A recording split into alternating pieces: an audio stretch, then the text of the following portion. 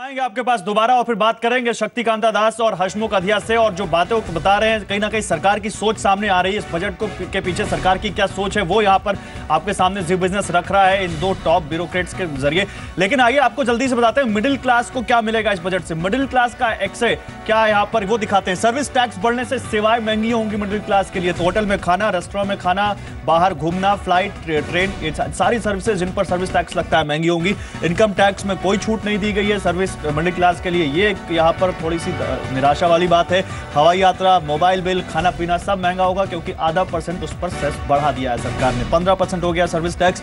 छोटी कार पर 1% सेस लगा है, यानी जो छोटी कार है जिनका सपना था कार खरीदने का, अब वो 1 अप्रैल के बाद 1% महंगी खरीदेंगे। हालांकि हुंडई ने तो अभी से दाम बढ़ा दिए। अफोर्डेबल हाउसिंग में आम आदमी को राहत मिली है, तो यहां पर एक राहत वाली बात है मिडिल क्लास के लिए। 1 अप्रैल से PPF, EPF exam tax category में शामिल होंगे। यानी ट्रिपल जो ई कैटेगरी थी वो डबल ई हो गई है, यानी आपको टैक्स विड्रॉल पर देना पड़ेगा। तो ये मिडिल क्लास का एक्सरे है जो हम यहां पर आपके सामने रख रहे हैं। तो प्रधानमंत्री नरेंद्र मोदी की हाउसिंग फॉर ऑल स्कीम को बढ़ावा देने के लिए बजट में अफोर्डेबल हाउसिंग सेगमेंट पर खासा जोर रहा है। बिल्डर छोटे साइज के और कम कीमत वाले घर ज्यादा बनाए, इसलिए ऐसे प्रोजेक्ट से होने वाले मुनाफे में टैक्स पर राहत दी गई है। यह भी मिडिल क्लास के लिए एक राहत है। साथ ही सरकारी स्कीम में छोटा फ्लैट खरीदने पर सर्विस टैक्स भी नहीं लगेगा। ये रिपोर्ट देखिए। सबके घर के सपने को पूरा करने और रियल एस्टेट सेक्टर में जान फूंकने के लिए वित्त मंत्री अरुण जेटली ने बिल्डर्स और घर खरीदारों के लिए बजट में एक साथ कई अहम ऐलान किए। दिल्ली, मुंबई, कोलकाता और चेन्नई में 30 वर्ग मीटर यानी 323 वर्ग फुट का फ्लैट बनाने पर प्रोजेक्ट से मुनाफे पर 100% टैक्स डिडक्शन मिलेगा। अन्य शहरों में 60 वर्ग मीटर यानी 645 वर्ग फुट तक के फ्लैट के लिए ऐसी ही छूट लागू होगी। हालांकि ये छूट जून 2016 से मार्च 2019 के बीच ही मिलेगी।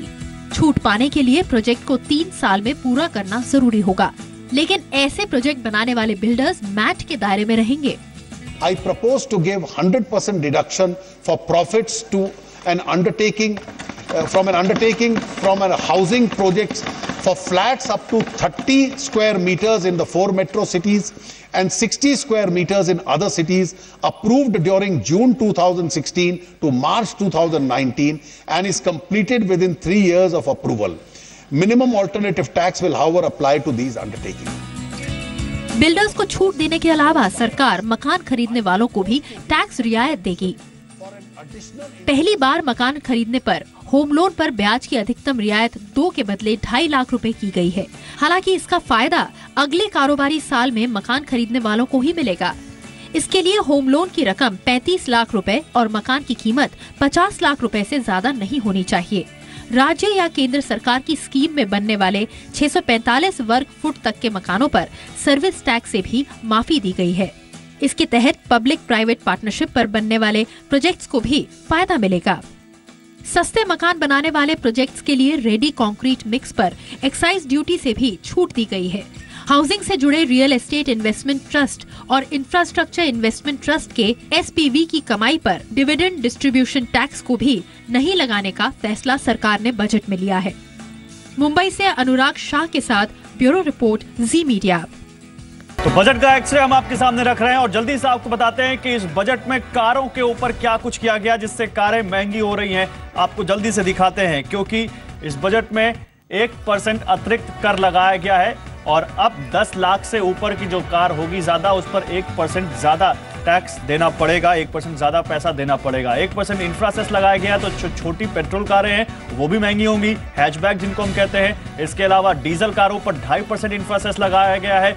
डीजल कारें यहां पर सरकार ने महंगी कर दी है। इस वजह से कुछ एक कंपनी हुंडई ने तो दाम भी अभी से बढ़ाने की बात कर दी है। 4% एक्स्ट्रा लेवी लगाई गई है SUVs पर, तो 10 लाख या उससे ऊपर की जो गाड़ियां हैं वो भी महंगी हुई है। तो हर तरह की कार इस बजट के वजह से एक्स्ट्रा लेवी या सरचार्ज या सेस लगाने की वजह से महंगी हुई है, 1% से लेकर 4% तक। फिलहाल तो ये कारों के बारे में हमने आपको बताया कि कार कैसे यहां पर महंगी हुई हैं इस बजट में सरकार ने जो एक्स्ट्रा लेवी लगाई। अब जल्दी से हेल्थ केयर सेक्टर की बात करते हैं। हेल्थ केयर सेक्टर का यहां पर एक्सरे आपके सामने। गरीबों को स्वास्थ्य बीमा योजना का ऐलान किया और सोशल सेक्टर, हेल्थ सेक्टर पर तो वित्त मंत्री ने खुल के पैसा यहाँ पर लोगों को दिया है। 1 लाख रुपए तक का स्वास्थ्य बीमा मिलेगा हेल्थ सेक्टर में। हेल्थ सेक्टर को क्या मिला ये हम आपको बता रहे हैं। 1 लाख रुपए तक का स्वास्थ्य बीमा अब लोगों को मिलेगा हेल्थ सेक्टर में। सरकार ने एक बड़ी घोषणा की है और ये यहाँ पर सीनियर सिटीजन के लिए 1,30,000 रुपए तक का बीमा होगा, जो सीनियर सिटीजन को पसंद आएगा सरकार की तरफ से। तोहफा सीनियर सिटीजन के लिए 1,30,000 रुपए तक का बीमा सरकार ने हेल्थ इंश्योरेंस यहाँ पर किया है, घोषणा की है। 3,000 सस्ती दवाओं की दुकानें खुलेंगी। तो सरकार और जो स्कीम चला रही है दवाओं के लिए, सोशल स्कीम, उसके तहत 3,000 अतिरिक्त दवाएं खुलेंगी। राष्ट्रीय डायलिसिस सेवा की शुरुआत होगी ताकि लोगों को सस्ते दाम पर डायलिसिस की सुविधा मुहैया कराई जा सके। तो ये यहां पर लोगों को मिलेगा। ये सोशल सेक्टर में लोगों के लिए एक अच्छी स्कीम है सरकार की तरफ से। हर जिला अस्पताल में डायलिसिस की सुविधा अब रखी जाएगी, जो अभी फिलहाल नहीं मिलती। तो हर जिला अस्पताल में अब लोगों को डायलिसिस की सुविधा मिल सकेगी। ये सरकार की तरफ से ऐलान किया गया है। डायलिसिस के उपकरण सस्ते होंगे, जिससे लोगों को डायलिसिस सस्ता पड़े, डायलिसिस चार्ज सस्ता पड़े। हम बात कर रहे हैं। आइए अब आपको बताते हैं, यहाँ पर कार्स की हम बात कर रहे थे और इसके अलावा हमने हेल्थ सेक्टर की बात की। हमारे साथ फ्यूचर ग्रुप के ग्रुप सीईओ किशोर बियानी इस वक्त जुड़े हुए हैं। मिस्टर बियानी, बहुत स्वागत है आपका जी बिजनेस पर सर। और सबसे पहले सर, एक ब्रॉड व्यू, आप इस बजट को 5 में से कितने नंबर देंगे सर? बजट को अभी तक पूरे रूप से समझ रहे हैं, क्योंकि इसमें काफ़ी चीज़ें हैं, छोटी हैं, बड़ी हैं, और मैं समझता हूँ 3.5 अगर अंक की देने हैं तो 3.5 से 4 के बीच में 3.5 का अंक दूंगा। सर आपने तो डिस्टिंक्शन दे दिया, लेकिन आपको इस बजट में क्या अच्छा लगा और क्या बुरा लगा सर, स्पेसिफिकली अगर पूछें आपसे तो? अच्छा लगने के लिए ये था कि कुछ ऐसी चीज़ें हैं जो कि सैलरीड एम्प्लॉय को कुछ बचत मिल रही है, कुछ पैसे हाथ में आएंगे। एग्री में काफ़ी कुछ सुधार की बात हुई है। एक ब्लैक मनी से पैसे मॉपअप होंगे, वो एक अच्छी चीज़ लग रही है। कैसे छोटे रियल एस्टेट में कुछ टैक्स एग्जम्पशंस है, वो अच्छी एक चीज़ है।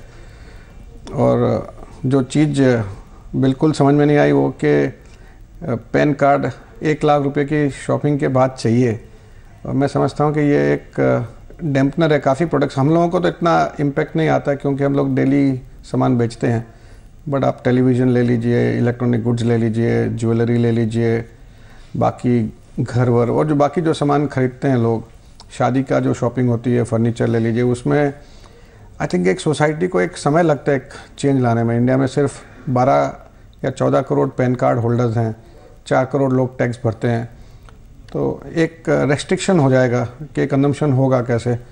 और मैं समझता हूँ इस पर एक मैन्युफैक्चरिंग में भी काफ़ी इम्पैक्ट आएगा इंडिया में। और कंजम्पशन, हम समझते हैं कि हमेशा कंजम्पशन ही एक ग्रोथ का कारण होता है। कंजम्पशन के पीछे डेवलपमेंट होती है, मैन्युफैक्चरिंग होती है, जॉब क्रिएशन होती है, सर्विसेज होती है, और ये शायद कंजम्पशन को एनकरेज नहीं कर रहा है। ठीक है सर, आप रहिए मेरे साथ। और एग्रीकल्चर सेक्टर पर सरकार का फोकस रहा है, तो जल्दी से अभी देख लेते हैं कि कृषि का जो सेक्टर है, एग्रीकल्चर सेक्टर है, उसमें सरकार ने क्या कुछ दिया है, क्योंकि वो भी बहुत ज़रूरी है अगर इस देश की इकॉनमी को ग्रो करना है। किसानों को ब्याज पर 15,000 करोड़ रुपए की छूट का ऐलान सरकार की तरफ से किया गया, जो एक बड़ा ऐलान है सरकार की तरफ से। 5 साल में किसानों की आय दोगुनी करने का लक्ष्य किया गया है। सरकार चाह रही है कि किसानों की आय 5 साल तक दोगुनी की जाए। 1 मई 2018 तक देश के हर गांव में बिजली पहुंचाने का लक्ष्य है, जो पिछले बजट में 1000 दिन का ऐलान किया था सरकार ने, वही कंटिन्यू है। मनरेगा के लिए 38,500 करोड़ रुपए का आवंटन, जो अभी तक सबसे ज्यादा बड़ा बजट है मनरेगा के लिए, उसकी घोषणा हुई है। मनरेगा का अब तक का सबसे ज्यादा फंड है ये, इससे पहले अभी तक मनरेगा को इतना ज्यादा पैसा नहीं दिया गया। कृषि क्षेत्र के लिए 35,984 करोड़ रुपए का फंड सरकार ने इसके अलावा दिया है, जो देश की एग्रीकल्चर सेक्टर को बढ़ावा देने के लिए सरकार खर्च करेगी। ग्राम पंचायत और नगर निगम के लिए 2,87,000 करोड़ रुपए का बजट सरकार ने रखा है सामने। फर्टिलाइजर पर सब्सिडी अब रैशनलाइज की जाएगी। कुछ जिलों से शुरुआत होगी पायलट प्रोजेक्ट के तौर पर, डीबीटी के जरिए सीधे किसानों के खाते में सब्सिडी आएगी और धीरे धीरे इसको लागू किया जाएगा आगे। जैसे किसानों को डीबीटी के तहत बाजार भाव चुकाना होगा अब, और सब्सिडी उनके खाते में आएगी खाद पर, फर्टिलाइजर पर। अब बात बाजार की कर लेते हैं, क्योंकि बाजार भी बहुत बड़ा इंटीग्रल पार्ट है इस देश की इकोनॉमी का, तो बाजार का एक्सरे कर लेते हैं। गार का भूत एक बार फिर सामने आया है। गार 1 अप्रैल 2017 से लागू होगा। हालांकि जैसा कि कुछ एक्सपर्ट्स कह रहे थे कि सरकार ने तो 2 साल का एक ईज पीरियड दिया ही था लोगों को अपने आप को प्रिपेयर करने के लिए। ऑप्शंस पर अब एसटीटी 5 बेसिस पॉइंट बढ़ाया गया है, तो 0.05% ये बढ़ाया गया है। 10 लाख से ज्यादा के डिविडेंड आय पर अब 10% टैक्स देना पड़ेगा। ये लोगों को शायद अच्छा ना लगे जो ज्यादा जिनकी डिविडेंड में कमाई है। पीएसयूज बैंकों को 25,000 करोड़ सरकार की तरफ से दिया गया, लेकिन ये नाकाफी बताया जा रहा है एक्सपर्ट्स की तरफ से। वो कह रहे हैं कुछ और ज्यादा चाहिए था। पीएसयू बैंकों में हिस्सेदारी 50% से कम करने का सरकार ने प्रस्ताव रखा है। यह शायद हो सकता है लोगों को पसंद आए, ताकि इससे एक प्रोफेशनल चेंज आएगा पब्लिक सेक्टर बैंकों में, सरकारी बैंकों में। जल्दी से आपको बैंकों के ऊपर एक रिपोर्ट भी दिखाते हैं हम कि सरकार ने क्या कोशिश की है बैंकों के लिए। बैंक्स पर हम आपको एक रिपोर्ट दिखाते हैं, यह रिपोर्ट देखिए।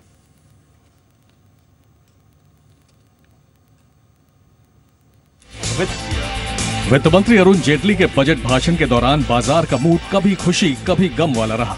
बाजार को बजट की जो बातें अच्छी लगी उसमें सबसे अहम रही कि सरकार वित्तीय घाटे के लक्ष्य पर कायम रही।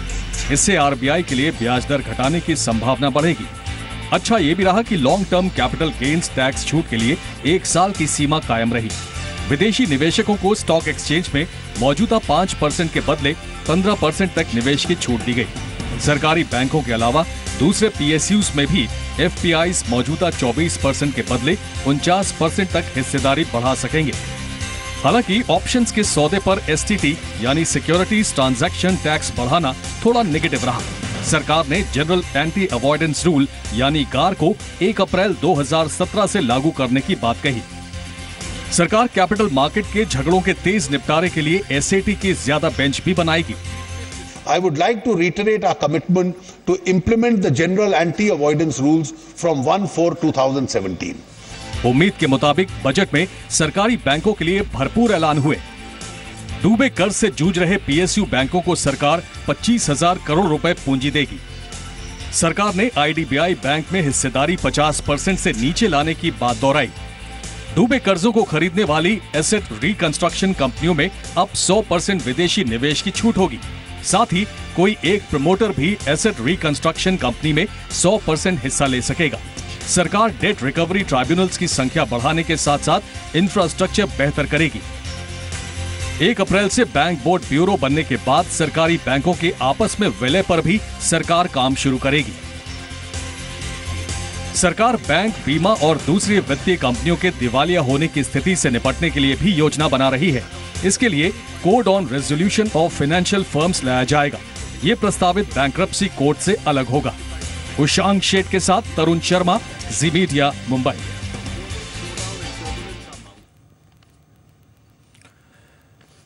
तो हमने आपको देखा है कि वित्त मंत्री ने कैसे फाइनेंशियल मार्केट्स में कुछ बड़े चेंजेस का ऐलान किया है। साथ ही बैंकों में जान फूंकने की कोशिश की गई है 25,000 करोड़ के जरिए। लेकिन क्या ये काफी है, ये आने वाले दिनों में इस पर बहस होगी। लेकिन आपको वित्त मंत्री के 9 सूत्र बताते हैं अब। वो कौन से 9 सूत्र हैं जिन पर वित्त मंत्री ने अपने इस बजट में फोकस किया है।